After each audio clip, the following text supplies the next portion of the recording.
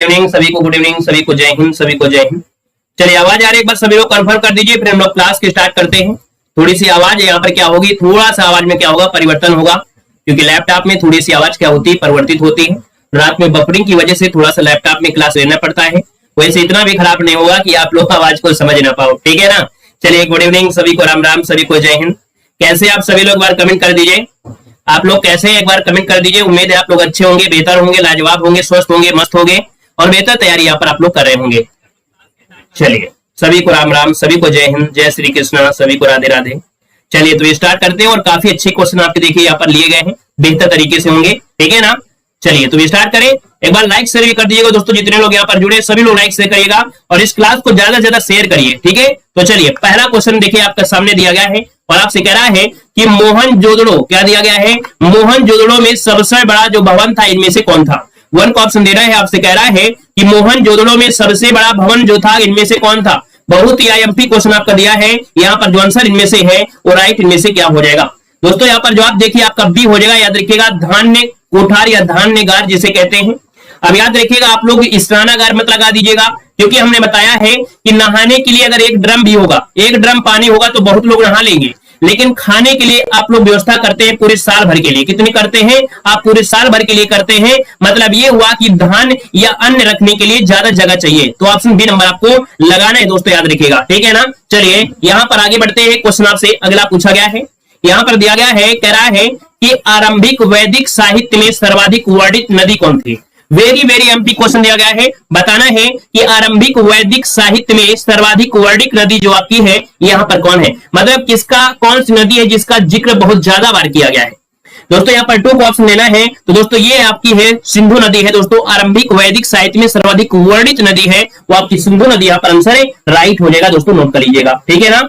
चलिए अगर हम आपसे पूछे कि यहाँ पर दूसरी सर्वाधिक महत्वपूर्ण कौन थी, तो दूसरी सर्वाधिक महत्वपूर्ण नदी थी यहाँ पर आपकी सरस्वती नदी, ये दूसरी सर्वाधिक महत्वपूर्ण नदी थी। वहीं पर गंगा का सिर्फ एक बार प्रयोग हुआ है, याद रखिएगा, गंगा का सिर्फ एक बार ही प्रयोग हुआ है, ये भी आपको याद रख लेना है। वहीं पर जो यमुना है, यमुना का 3 बार उल्लेख हुआ है, तो इसका जो आंसर लगाएंगे वो आपका ए नंबर लगा देंगे। आगे बढ़िए, क्वेश्चन दिया गया है, कह रहा है क्वेश्चन नंबर 3 में निम्नलिखित युग्मों में से कौन सा एक भारतीय शट दर्शन का भाग नहीं है। दोस्तों शट दर्शन की अगर बात करते हैं तो दोस्तों शट दर्शन में सांख्य, योग, न्याय, वैशेषिक, मीमांसा और वेदांत होते हैं।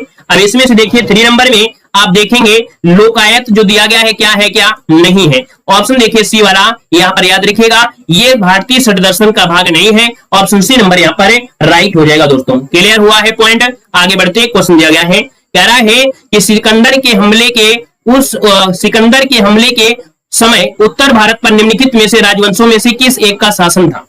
दोस्तों आपको जवाब देना है, आपका जो आंसर इनमें से क्या हो जाएगा, कह रहे सिकंदर के हमले के समय उत्तर भारत पर निम्नलिखित राजवंशों में से एक शासन था, वो किसका शासन था। दोस्तों आपका आंसर यहाँ पर हो जाएगा ए नंबर, याद रखिएगा नंद वंश का शासन था और सिकंदर ने जब भारत पर आक्रमण किया था, है ना, तो इसका आंसर बनेगा ए नंबर है। अगर हम आपसे पूछे कि कब इसने आक्रमण किया था, तो 326 ईस्वी पूर्व में, 326 ईस्वी पूर्व में इसने आक्रमण किया था दोस्तों, याद रखिएगा। और कहीं ना कहीं अपने ऐसे क्वेश्चन हमने पढ़ाया है, हमें ऐसा लग रहा है कि ऐसा क्वेश्चन हमने अभी पढ़ाया है, अब कब पढ़ाया है नहीं मालूम है ना, लेकिन इतने मॉडल पेपर हम आपको सोल्व कराते हैं कि बस लगता है कि अभी हमने इसको पढ़ा है, अब कहाँ पढ़ा है हमें नहीं मालूम है। देखो समुद्रगुप्त के प्रयाग प्रशस्ति वाले स्तंभ पर निम्नलिखित में से किसका लेख मिलता है। दोस्तों देखिए समुद्रगुप्त का जो प्रयाग प्रशस्ति स्तंभ है उसमें से किसका लेख मिलता है, किसका उल्लेख मिलता है। 5 नंबर ऑप्शन लॉक किया जाए। दोस्तों यहाँ पर याद रखिए जहांगीर का वर्णन मिलता है, यहाँ पर जो आंसर है वो आपका ए नंबर इसका राइट हो जाएगा, क्योंकि प्रयाग प्रशस्ति की जो रचना है वो समुद्रगुप्त के जो सचिव थे हरिसेन के द्वारा यहाँ पर की गई है, और इसमें से ये जो रचना है मुख्यतः कौशाम्बी में हुई थी, जहांगीर के बारे में उल्लेख मिलता है। आगे बढ़ते हैं, क्वेश्चन दिया गया है, कह रहा है निम्नलिखित युग्म में से कौन सा सही रूप सुमेलित आपका है, क्या सही रूप इनमें से पूछा है, कौन सा सही रूप आपका है। दोस्तों दिया है दीवान ए बंदगान, ये आपका जो है वो किसके द्वारा लिखा गया है।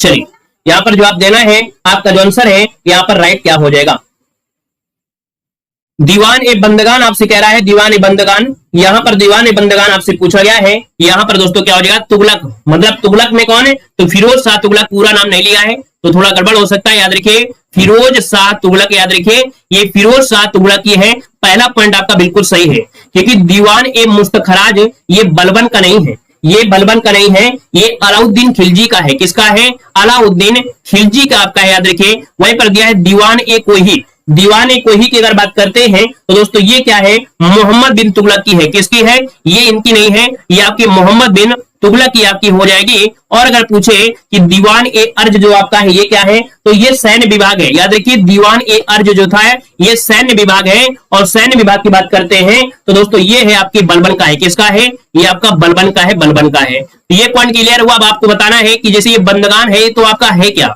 दीवान ए बंदगान ये दोस्तों गुलामों का विभाग था। क्या? दीवान ए बंदगान ये गुलामों का विभाग था दोस्तों, याद रखिए गुलामों का विभाग। वहीं पर दीवान ए मुस्तखराज क्या था? कभी कभी ये भी क्वेश्चन बनता है। तो दोस्तों याद रखिए दीवान ए मुस्तखराज जो था ये भूराजस्व विभाग था। क्या? ये भूराजस्व विभाग था। वहीं पर दीवान ए जो कोही है, दीवान ए कोही जो आपका है ये क्या है? तो दोस्तों ये था कृषि विभाग। क्या था ये कृषि विभाग था। और दीवान ए अर्ज अभी हमने बताया है कि दीवान ए अर्ज क्या है? सैन्य विभाग है। क्या है? सैन्य विभाग है। उम्मीद है सभी पॉइंट आपके क्लियर हो गए होंगे, इनको कॉपी में जरूर नोट करिएगा। और आगे बढ़िए, क्वेश्चन दिया गया है कि शाहजहां के बल्ख अभियान का उद्देश्य क्या था? दोस्तों यहाँ पर देखिए शाहजहां ने एक अभियान किया था बल्ख और एक था बदशाम। दोस्तों इसमें से क्या है? तो काबुल की सीमा से सटे बल्ख और बदखां में एक मित्र शासक को लाना, यही इसका आंसर था। आपका आंसर इसमें से राइट हो जाएगा। जो आपका बल्ख है और आपका बदखां है, ये एक मित्र शासक को लाना, यही इसका उद्देश्य था। ऑप्शन पहला ये राइट हो जाएगा। नया क्वेश्चन आपको लग रहा होगा। और अगले क्वेश्चन को आते हैं। क्वेश्चन दिया गया है कि शिवाजी मुगलों की कैद से भागने के समय कौन से नगर में कैद थे? दोस्तों आईएमपी क्वेश्चन है, यहाँ पर जवाब लॉक करना है। आपका जो आंसर बनेगा यहाँ पर राइट क्या हो जाएगा? जल्दी से बताइए। और अच्छा क्वेश्चन है, बेहतरीन क्वेश्चन दिया गया है। चलिए दोस्तों जवाब देना है। और देखिए बहुत ही अच्छे आपके जवाब यहाँ पर आ चुके हैं। बिल्कुल सही जवाब आया है। काफी लोगों ने प्रयास बहुत अच्छा किया है। नमस्कार भाई, नमस्कार नमस्कार सभी को नमस्कार। चलिए ग्वालियर कह रहे हैं, सभी लोग कह रहे हैं ग्वालियर में है। तो दोस्तों आपका जवाब बिल्कुल सही है। याद रखिए ग्वालियर जिसका आंसर आ रहा है यहाँ पर राइट हो जाएगा। यहाँ पर सॉरी ग्वालियर नहीं है यार, आप लोग गलत बोल दिए, हम भी गलत ध्यान दे दिए। यहाँ पर ग्वालियर नहीं है भैया। यहाँ पर देखो दिया शिवाजी मुगलों की कैद से भागने के समय कौन से नगर में कैद थे? दोस्तों ये कैद थे आपके आगरा में थे। ऑप्शन बी हो जाएगा आगरा, इसका आंसर देना है भाई। बी नंबर आगरा इसका आंसर है, राइट हो जाएगा, आगरा हो जाएगा दोस्तों। ठीक है ना। चलिए आगे बढ़ते, क्वेश्चन दिया गया है। कह रहा है आपसे यहाँ पर देखो क्या कह रहे हैं कि परिसीमा कानून जो कि ब्रिटिश द्वारा 1859 में पारित किया गया था, निम्नलिखित में से किस विषय को संबोधित करता है? मतलब जो परिसीमा कानून है ना, ये 1959 में पारित किया गया था। ये विषय जो आपका है किससे है, किस पर ये फोकस कर रहा है? तो दोस्तों ये है ऑप्शन बी हो जाएगा कि साहूकार और रैयत अर्थात किसानों के मध्य हस्ताक्षरित ऋण अनुबंध पत्रों की वैधता केवल 3 वर्ष के लिए होगी। तो दोस्तों यहाँ पर जो आपका आंसर है वो आपका बी नंबर इसका राइट हो जाएगा। परिसीमन कानून का मतलब था कि जो साहूकार है और किसान के मध्य जो हस्ताक्षरित ऋण है, ये पत्रों की वैधता केवल 3 वर्ष की रहेगी। ऑप्शन इसका बी नंबर राइट हो जाएगा। आगे बढ़ते हैं, क्वेश्चन दिया गया है। यहाँ पर दिया गया है अगला क्वेश्चन, कह रहा है चिर स्थायी बंदोबस्त। क्या दिया गया है? चिर स्थायी बंदोबस्त दिया गया है। और कह रहा है चिर स्थायी बंदोबस्त 1793 के अंतर्गत जमींदारों से अपेक्षा की गई थी, क्योंकि वो खेतिहारों को पट्टा जारी करेंगे। अनेक जमींदारों ने पट्टे जारी नहीं किए, इसका कारण क्या था? थोड़ा कठिन क्वेश्चन आपके हैं। क्वेश्चन को समझिए फिर से कि चिर स्थायी बंदोबस्त क्या दिया है? चिर स्थायी बंदोबस्त 1793 ईस्वी के अंतर्गत जमींदारों से अपेक्षा की गई थी कि वे खेतिहारों को पट्टा जारी करेंगे। अनेक जमींदारों ने पट्टे जारी नहीं किए, इसका कारण क्या था? भाई बहुत लोगों ने अपने पट्टे नहीं जारी किया। इसका जो कारण था यहाँ पर था कि जमींदारों के ऊपर कोई सरकारी नियंत्रण नहीं था। क्या? जमींदारों के ऊपर कोई भी सरकारी नियंत्रण नहीं था, इसी कारण इन्होंने अपने पट्टे जारी नहीं किए। ऑप्शन इसका बी नंबर लॉक किया जाएगा। यहाँ पर आगे बढ़ते हैं, क्वेश्चन आपसे दिया गया है। कह रहा आपसे कि क्षेत्रफल की दृष्टि से भारत का सबसे बड़ा राज्य इनमें से कौन सा है? दोस्तों हमारे मॉडल पेपर में हर प्रकार के क्वेश्चन होंगे। कभी मॉडल पेपर कठिन भी होगा, कभी सरल भी होगा, कभी मॉडरेट भी होगा। यही कारण है कि अगर आप लोग लगातार पेपर देखते हैं, मॉडल पेपर सोल्व करते हैं, तो आप लोगों के 99.9 परसेंटाइल ही आते हैं, क्योंकि आप लोग बिल्कुल तरीके से लोहा लाट हो जाते हैं। अब आप लोग दोस्तों सरल पढ़ेंगे, मिडिल पढ़ेंगे और कठिन भी पढ़ेंगे, तो आप बताइएगा इससे बाहर जाएगा क्या? नहीं जाएगा। तो मेहनत करिए और आप लोगों के उम्मीद से ज्यादा आपको नंबर मिलेंगे। दोस्तों बताइएगा कि सबसे बड़ा राज्य पूछा गया है क्षेत्रफल में। अब आप बताइए क्या हो जाएगा? सी नंबर राजस्थान इसका आंसर राइट हो जाएगा।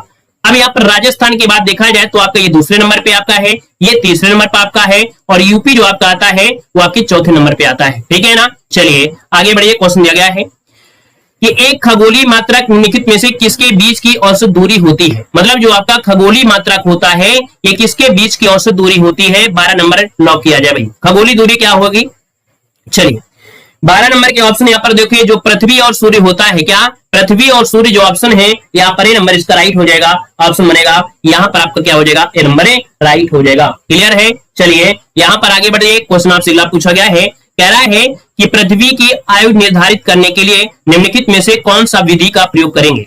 अगर आपसे कह दिया जाए कि सर पृथ्वी की क्या करना है, पृथ्वी की आयु निर्धारित करना है, तो आप पृथ्वी की आयु का निर्धारण जो करेंगे वो कैसे करेंगे दोस्तों। 13 का ऑप्शन देना है। यहाँ पर क्या हो जाएगा। चलिए बहुत अच्छे, वेरी गुड, बहुत ही जवाब अच्छे आ रहे हैं। और वीडियो में लाइक की संख्या थोड़ा सा और बढ़ाइए, है ना। थोड़ा सा मेहनत भी करना पड़ता है इस क्लास में, क्योंकि लैपटॉप में जब क्लास लेते हैं ना तो उसमें माइक नहीं होता है और हमको पूरे एनर्जी के साथ यहाँ पर ताकत लगाकर बोलना पड़ता है। तो दोस्तों यहाँ पर सपोर्ट सभी लोग करिए ताकि हमें एनर्जी का यहाँ पर एहसास हो कि हाँ नहीं आप लोग सपोर्ट कर रहे हैं। तो भाई आप लोग पूरी तरीके से सपोर्ट करिए, वीडियो को लाइक भी करें और अपने दोस्तों को भी शेयर करें। ठीक है ना, मजा आता रहे क्लास में। जय हिंद सभी को, जय हिंद। देखिए 13 नंबर की अगर बात करते हैं तो ऑप्शन यहाँ पर देखिए, यहाँ पर सी नंबर जो आपका है यूरेनियम डेटिंग। क्या यूरेनियम डेटिंग दोस्तों याद रखिए, इसके माध्यम से ही पृथ्वी की आयु ज्ञात किया जा सकता है। दोस्तों नोट कर लीजिएगा, ऑप्शन सी इसका राइट हो जाएगा। चलिए आगे बढ़ते। क्वेश्चन दिया गया है, कह रहे कर्क रेखा निम्नलिखित में से किससे होकर नहीं गुजरती है। दोस्तों हमने बताया था कि मित्र पर गमछा झार, क्या बताया था, मित्र पर गमछा झार, ये ट्रिक होती है आपके 8 राज्यों से होकर जाती है। मिजोरम, त्रिपुरा, पश्चिम बंगाल, राजस्थान, गुजरात, है ना, एमपी और आपका छत्तीसगढ़ और झारखंड। अब इसमें से आप बताइए आपका मणिपुर का नाम आया है क्या। यहाँ पर क्या हमने मणिपुर नाम लिया है, तो आप कहेंगे सर नहीं, तो इसका मतलब आंसर जो आपका है वो आपका डी नंबर राइट हो जाएगा, डी नंबर। चलिए आगे बढ़ते हैं। क्वेश्चन दिया गया है, वर्षा पर निर्भर भूमि को क्या कहते हैं। मतलब आपको बताना है कि ऐसी भूमि बताइए जो सिर्फ और सिर्फ वर्षा पर ही निर्भर रहती है। तो दोस्तों यहाँ पर आंसर जो आपका होगा ये हो जाएगा वर्षा सिंचित। क्या वर्षा सिंचित, इसका ऑप्शन सी हो जाएगा। आप देखते होंगे जो आपके बांदा क्षेत्र से होंगे, है ना, वो देखते होंगे कि जो आपके यमुना किनारे होते हैं या आपके बुंदेलखंड क्षेत्र में वो लोग ऐसी फसल बोते हैं कि जब बारिश होती है बारिश के अनुसार ही, मतलब जो अगर बारिश होती है तो फसल होगी और नहीं तो फसल नहीं होगी। इसलिए वो लोग क्या करते हैं, चना बो देते हैं, बजरी बोल देते हैं, ठीक है, बजरी बोल देते हैं, एरंडी जो होते हैं उनका बो देते हैं। मतलब इनमें क्या होता है, वर्षा पर ही आपकी कृषि होती है, तो इन्हें बोलते हैं वर्षा सिंचित। ठीक है, तो ऑप्शन बनेगा यहाँ पर आपका सी नंबर। ठीक है भाई, आगे बढ़िए। क्वेश्चन दिया गया है, कह रहे पूर्ति क्षय अर्थशास्त्र अधिक जोर देता है। मतलब जो पूर्ति क्षय है ये अर्थशास्त्र अधिक जोर देता है, ये किस पर जोर देता है दोस्तों, नोट करिएगा क्वेश्चन नंबर 16 में। तो ये होता है उत्पाद के दृष्टिकोण पर। क्या उत्पादक के दृष्टिकोण पर निर्भर देता है, अर्थात क्षतिपूर्ति जो फोकस करता है उत्पादक के दृष्टिकोण पर। तो ऑप्शन बनेगा ए नंबर है। और आगे बढ़ते, क्वेश्चन दिया गया है, यहाँ पर दिया गया है निम्नलिखित में से कौन सा एक राष्ट्रीय नवीकरण निधि का उद्देश्य है। ये क्वेश्चन थोड़े से आपको कठिन लग रहे होंगे क्योंकि इकोनॉमिक्स से क्वेश्चन आपको लिए गए हैं। दोस्तों 17 नंबर का जो ऑप्शन है यहाँ पर ये हो जाएगा। याद रखिएगा, एक राष्ट्रीयकरण नवीकरणीय निधि का उद्देश्य क्या है कि उद्योगों का प्रौद्योगिकी उन्नयन होने अथवा बीमार इकाइयों के बंद हो जाने से प्रभावित हुए कामगारों के हितों की सुरक्षा करना, यही आपका है। ऑप्शन ए नंबर इसका राइट हो जाएगा। स्क्रीनशॉट ले सकते हैं और आगे बढ़ते हैं। क्वेश्चन आपसे अगला पूछा गया है, कह रहा आपसे कि उत्पादन गुणक के न्यूनतम भुगतान को क्या कहते हैं।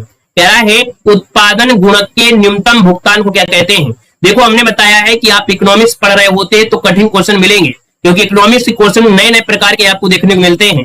तो इसका मतलब ये नहीं कि आप 5 क्वेश्चन देखो डर जाएंगे, डरना नहीं है, ऐसे क्वेश्चन से आपको लड़ना है। जब डेली पढ़ेंगे तो आपका यकीनन है कि आपको यही चीज आपको सरल लगने लगेगी। ठीक है ना। तो दोस्तों 18 नंबर की अगर बात करते हैं तो ऑप्शन दोस्तों यहाँ पर ये हो जाएगा आभासी लगान। क्या हो जाएगा, याद रखिएगा कि आभासी लगान मतलब अर्ध किराया, ये उत्पादन गुणांक यहाँ पर होता है। ऑप्शन आपका ए नंबर है, राइट हो जाएगा। और आगे बढ़ते क्वेश्चन दिया गया है, कह रहा है आपका मूल्य और उत्पाद किसके बिना बाजार ढांचे में निर्धारक तत्व होते हैं। क्या मूल्य और उत्पाद किसके बिना बाजार ढांचे में निर्धारक तत्व होते हैं। यहाँ पर दोस्तों ऑप्शन क्या हो जाएगा, तो ऑप्शन दोस्तों यहाँ पर डी, एक का क्रेता। यहाँ पर क्या हो जाएगा, यहाँ पर जो आपका है वो डी हो जाएगा, एक क्रेता अधिकार। यहाँ पर जो आंसर है वो आपका डी नंबर हो जाएगा। मतलब मूल्य और उत्पादन का बाजार, ये ढांचे में एकाकृति या एक क्रेताधिकार का निर्धारण नहीं होता है। यहाँ पर जो आपका आंसर है वो आपका डी नंबर राइट हो जाएगा। आगे बढ़िए, क्वेश्चन दिया गया है, कह रहा है निम्नलिखित में से कौन सा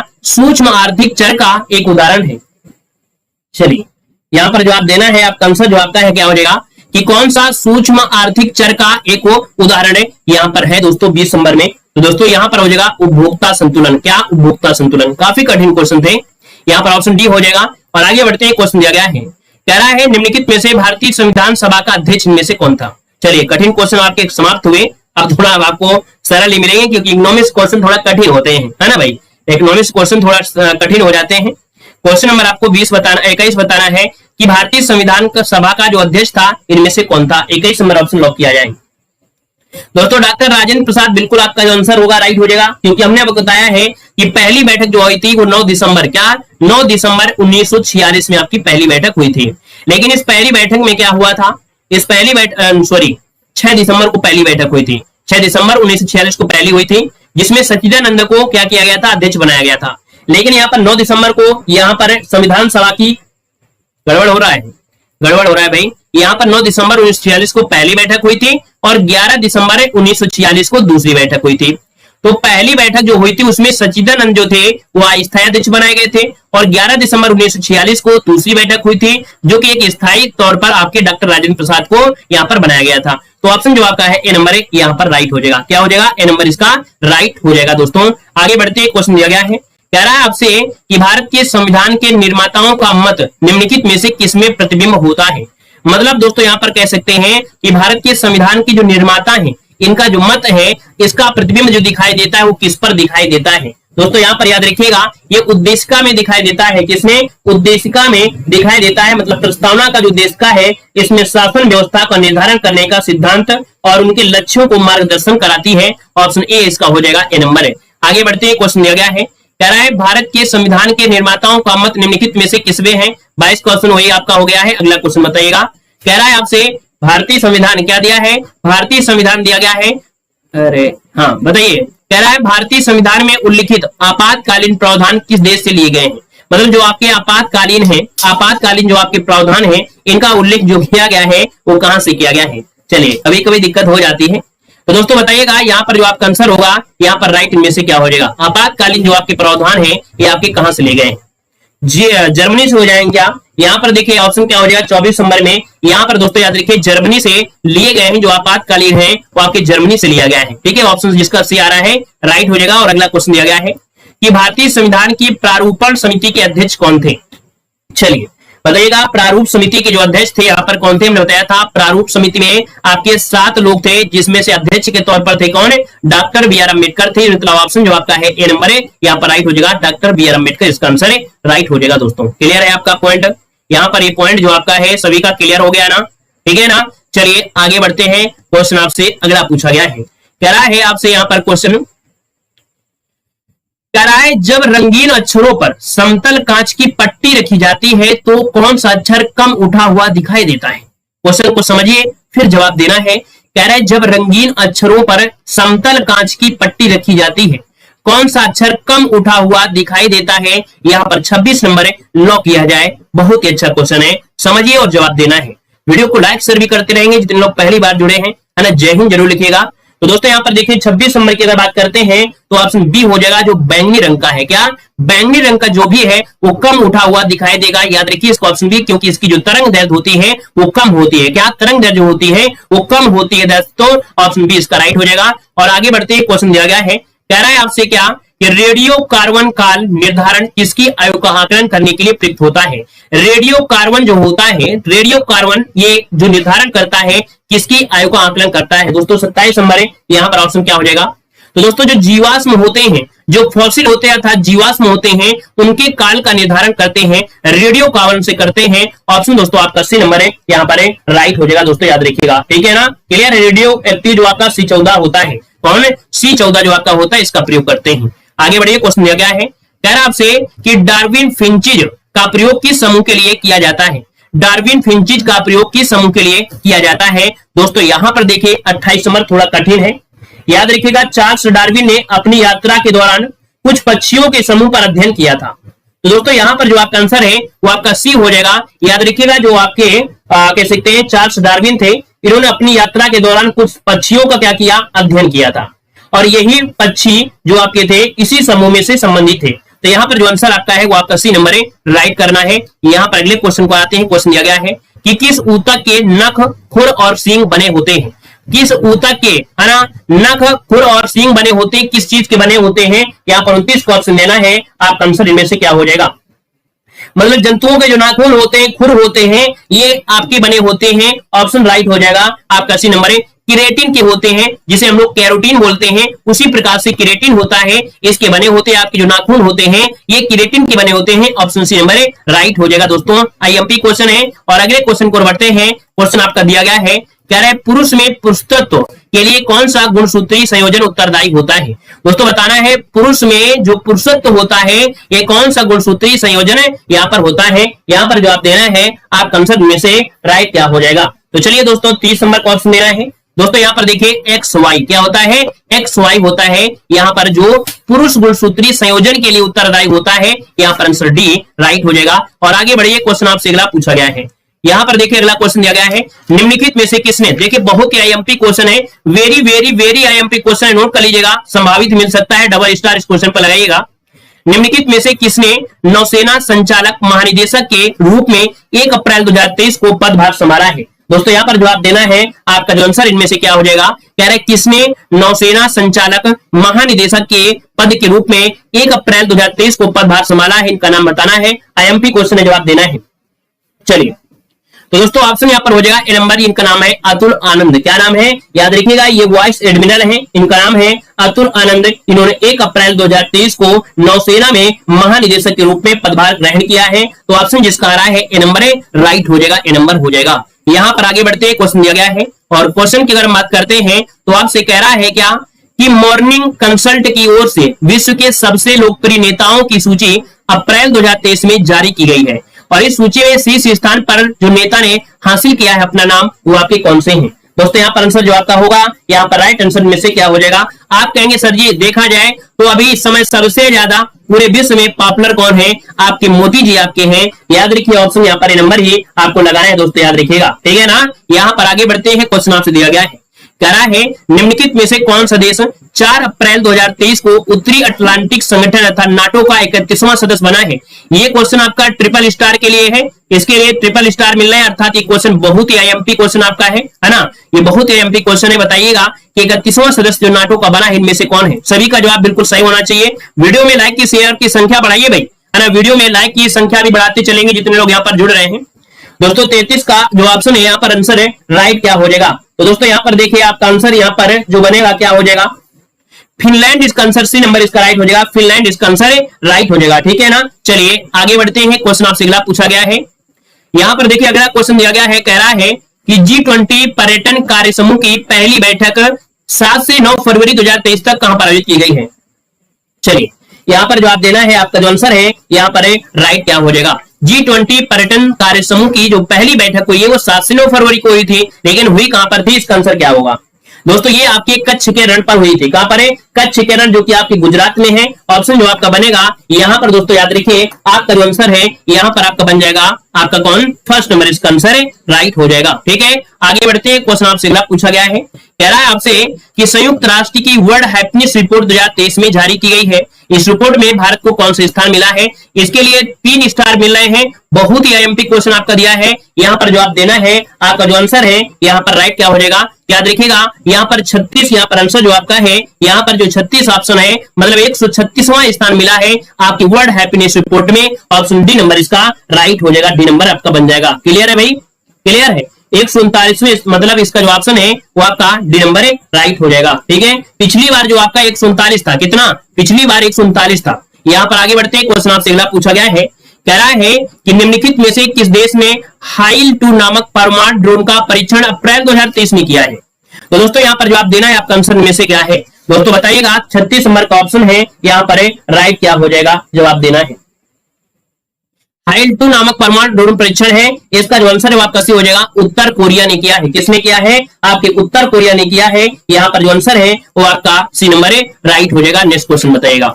यहाँ पर दिया गया अगला क्वेश्चन, कि केंद्रीय बजट क्या दिया गया है, कह रहा है केंद्रीय बजट 2023-24 के अंतर्गत किस अवधि को अमृत काल की संज्ञा दी गई है। बहुत ही आईएमपी क्वेश्चन आपका दिया है, जवाब दीजिए। आपका जो आंसर है यहाँ पर राइट क्या हो जाएगा। तो दोस्तों यहाँ पर बताना इसका आंसर क्या बनेगा। दोस्तों अभी हाल ही में यहाँ पर देखिए G20 की एक बैठक हुई थी और इस पहली बैठक में ही चलिए यहाँ पर जो आंसर है वो आपका हो जाएगा कौन सा 80 नंबर 2022 से लेके 2047।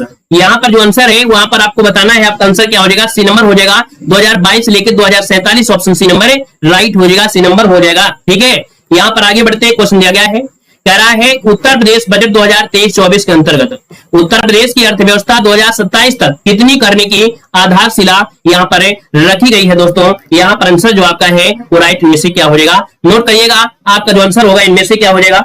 याद रखिएगा 1 ट्रिलियन क्या है, 1 ट्रिलियन करने की यहाँ पर रखी गई है। ऑप्शन बनेगा यहाँ पर नंबर राइट हो जाएगा। आगे बढ़ते हैं, क्वेश्चन दिया गया है, कह रहा है कि सर्वोच्च न्यायालय का न्यायाधीश अपना पद त्याग कर सकता है पत्र लिखकर।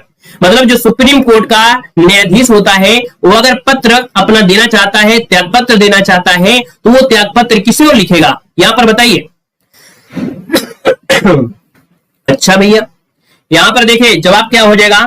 अरे भैया आप बताइए, सर्वोच्च न्यायालय का अगर न्यायाधीश है तो कहीं ना कहीं मुख्य न्यायाधीश की बात कर रहा होगा, तो यहां पर आंसर लिखेंगे आप राष्ट्रपति को लिखेंगे। क्या राष्ट्रपति को लिखेंगे। ऑप्शन बी नंबर इसका राइट हो जाएगा भाई, बी नंबर बनेगा। आगे बढ़िए, क्वेश्चन दिया गया है, निम्नलिखित में से कौन एक संवैधानिक संस्था नहीं है।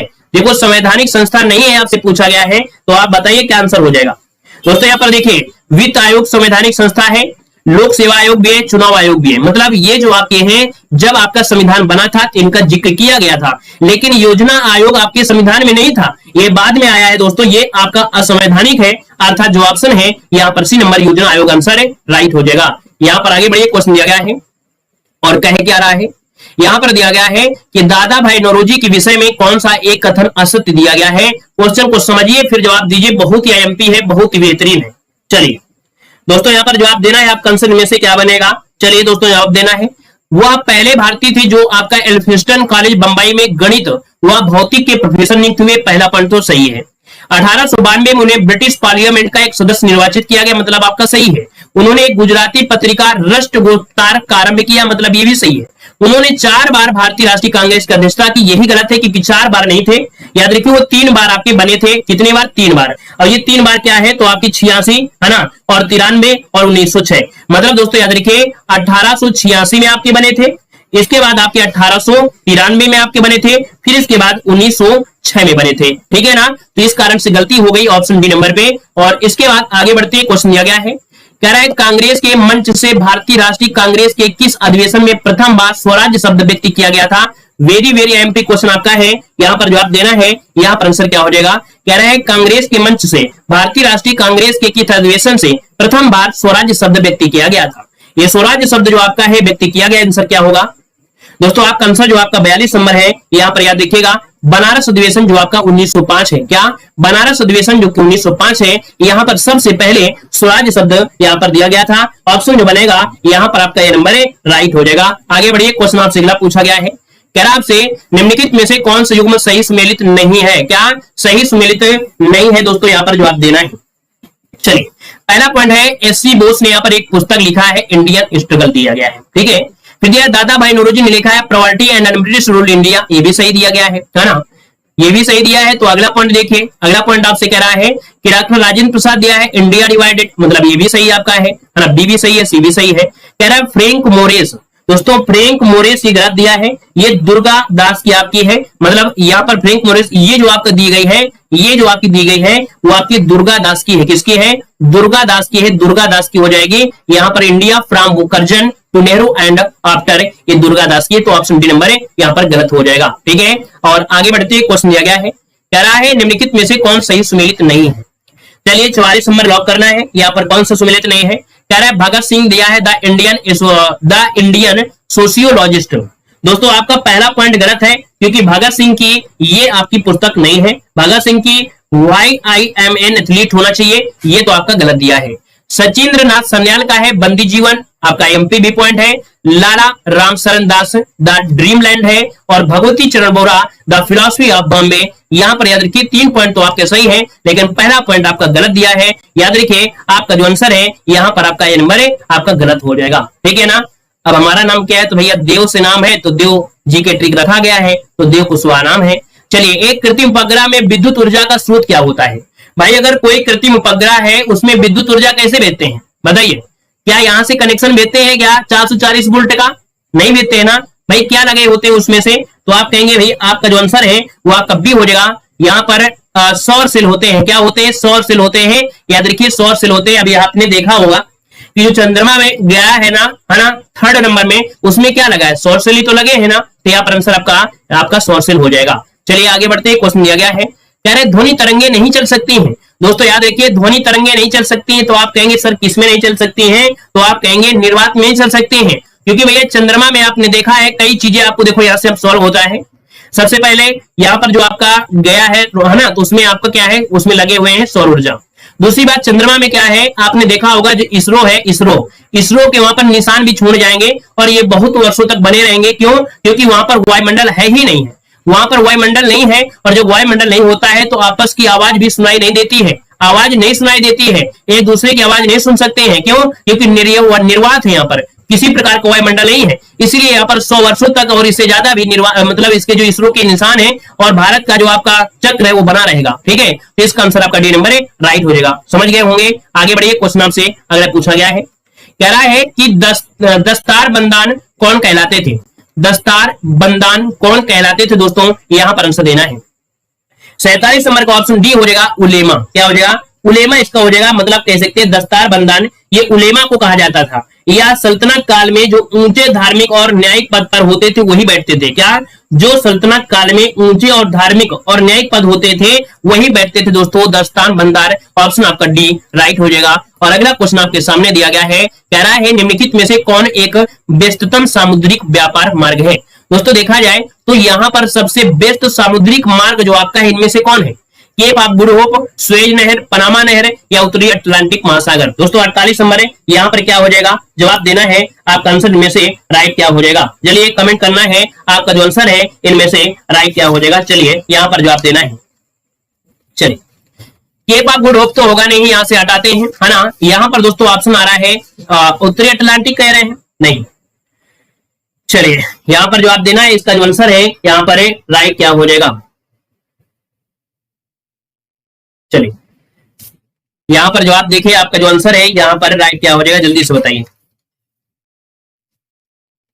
चलिए दोस्तों यहाँ पर डी नंबर यहां पर कह रहा है कौन सा व्यस्ततम सामुद्रिक व्यापार मार्ग है? डी नंबर होगा क्या भाई? यहाँ पर डी नंबर बिल्कुल सही है, उत्तरी अटलांटिक महासागर है भाई। जिसने जवाब दिया है डी नंबर बिल्कुल सही है। याद रखिए सामुद्रिक व्यापार मार्ग पूछा गया है, और ये जो आपका उत्तरी अटलांटिक महासागर है ये आपका व्यापारिक मार्ग अफ्रीका, दक्षिण अमेरिका, ये आपके भागों को क्या करता है? जोड़ता है।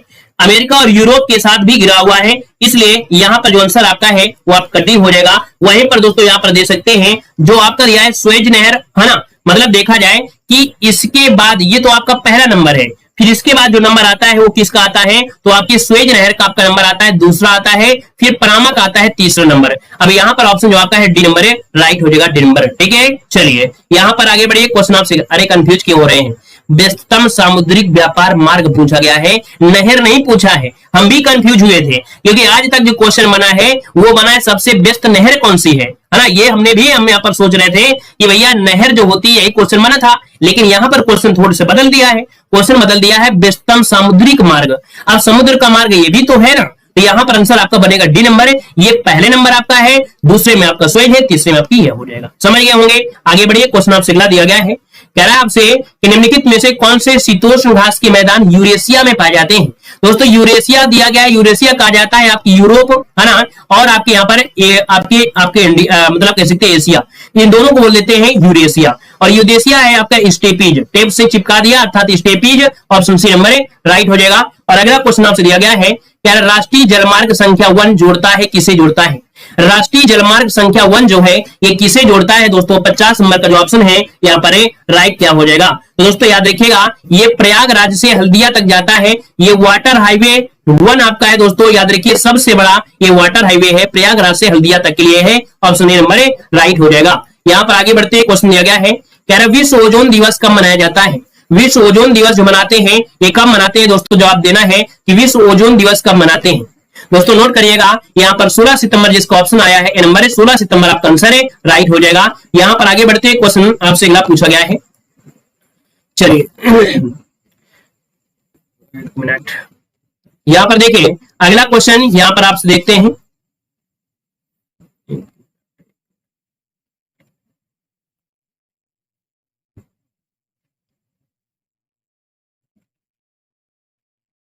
चलिए आइए अगले पॉइंट में। पॉइंट आपसे कह रहा है, कह रहा से Narendra Modi the man the times पुस्तक जो लिखी वो किसने लिखा है? चलिए बताइएगा। कह रहा है Narendra Modi the man the time पुस्तक जो लिखा है वो किसने लिखा है? यहाँ पर आंसर देना है। आपका जो आंसर है यहाँ पर 52 नंबर में वो ऑप्शन क्या हो जाएगा दोस्तों? ऑप्शन हो जाएगा ये है नीलांजन मुखोपाध्याय द्वारा लिखी गई है। ऑप्शन जो आपका है वो डी नंबर इसका राइट हो जाएगा। ये जो पुस्तक लिखा है वो ऑप्शन डी नीलांजन मुखोपाध्याय द्वारा लिखी गई है, Narendra Modi the man the times पुस्तक। ऑप्शन डी इसका राइट हो जाएगा। क्लियर है? यहाँ पर आगे बढ़ते हैं, क्वेश्चन आपसे अगला पूछा गया है। यहाँ पर देखिए अगला क्वेश्चन, चलिए यहाँ पर देखिए अगला क्वेश्चन आपके सामने यहाँ पर दिया गया है और आपसे कह रहा है कि 2011 में, कह रहा है 2011 में निम्नलिखित राज्यों में से किस राज्य में उच्चतम लिंगानुपात रहा है? तो दोस्तों ये बताइएगा सबसे ज्यादा जो लिंगानुपात रहा है वो कहां पर रहा है दोस्तों? यहाँ पर आंसर देना है। आपका आंसर में से क्या हो जाएगा? चलिए दोस्तों याद रखिए यहाँ पर जो आपका तमिलनाडु है, तमिलनाडु में जो लिंगानुपात है सबसे ज्यादा रहा है वो 979, इतना लिंगानुपात यहाँ पर रहा है दोस्तों, नहीं 996 रहा है, ठीक है 996 रहा है, ये तमिलनाडु का है। ऑप्शन ए नंबर इसका राइट हो जाएगा। और अगला क्वेश्चन यहाँ पर आपसे दिया है, कह रहे हैं ओजोन बायोस्फीयर बचाती है। ये क्वेश्चन भैया इसको अगर हम 4 स्टार भी देना तो भी आपका कम होगा। पिछली बार 2022 में दोस्तों याद रखिएगा कि जो आपके ओजोन लेयर से क्वेश्चन बने थे, आपकी ग्लोबल वार्मिंग से क्वेश्चन बने थे, 5 से 6 क्वेश्चन आपके आए थे, 5 से 6 क्वेश्चन, हर शिफ्ट में 2-3 क्वेश्चन आपके आ रहे थे, मतलब डेली आपको 2-3 क्वेश्चन आ रहे थे।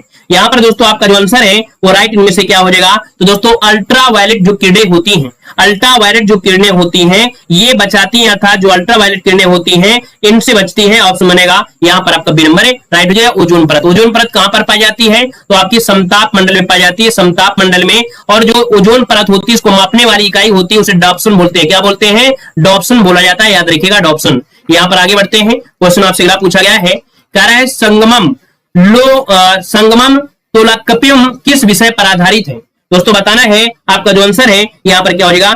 संगम साहित्य। दोस्तों याद रखिए यहाँ पर जो आपका आंसर है वो आपका बी हो जाएगा, ये व्याकरण है। याद रखिए संगम ग्रंथ जिसका नाम है आपका तोलाकपियम, ये किस विषय पर है? तो आपका व्याकरण पर आधारित है, इसका ऑप्शन बी हो जाएगा। याद रखिएगा कि संगम साहित्य में जिस साहित्य का बोध होता है वह तमिल जो कवि हैं उनके संघ के मंडल के बारे में दर्शाया गया है। ऑप्शन बी हो जाएगा। और आगे बढ़ते क्वेश्चन दिया गया है, कह रहा है लाख बक्स की उपाधि किस शासक को दी गई है? चलिए यहाँ पर जवाब देना, इसका आंसर जो आपका है क्या हो जाएगा? क्या लाख बक्स की उपाधि, जो लाख बक्स लाखों का दान करने वाला, और ये है आपका दोस्तों कुतुबुद्दीन ऐबक, ये लाखों का दान करता था इसलिए है लाख बक्स कहा जाता है। ऑप्शन आपका बनेगा यहाँ पर आपका कौन सा? डी नंबर है, राइट हो जाएगा। आगे बढ़ते हैं, क्वेश्चन दिया गया है कि दिल्ली के सुल्तान का पद संभालने से पूर्व बलबन किस सुल्तान का प्रधानमंत्री था? यानी दिल्ली के सुल्तान का पद संभालने से पहले बलबन जो था ये किस सुल्तान का प्रधानमंत्री था? दोस्तों आंसर क्या हो जाएगा? यहाँ पर याद रखिए नसरुद्दीन का था, ठीक है। नसरुद्दीन महमूद का काल के समय ये कह सकते हैं काफी उत्कर्ष में था।